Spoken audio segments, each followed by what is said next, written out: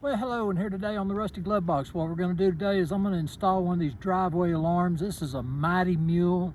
I've installed them before. They last about 5-6 years, so I've had pretty good luck with them.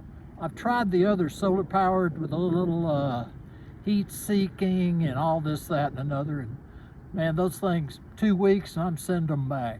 So anyway, I'm going back to the tried and true, gonna install a Mighty Mule. This is the packaging, and that's what it looks like.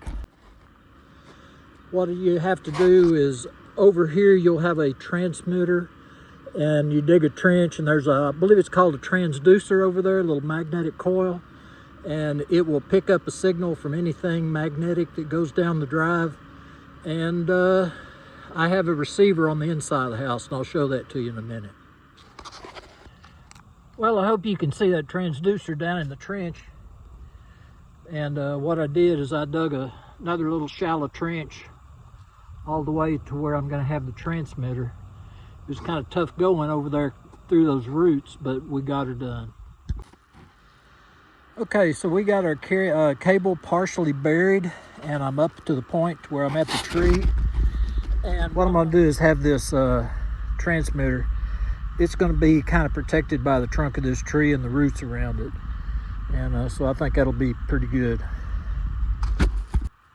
Here's a little transmitter that goes on top of the pipe, and it uses a USB connection, and that's what that cable is.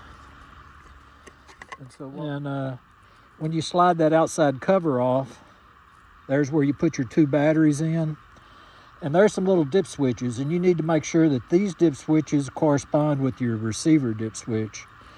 And you know, it's got 4 dip switches, so you have quite a few choices that you could make. And there's the little corresponding dip switches on the bottom of the receiver unit, and you just need to make sure they match what's set outside.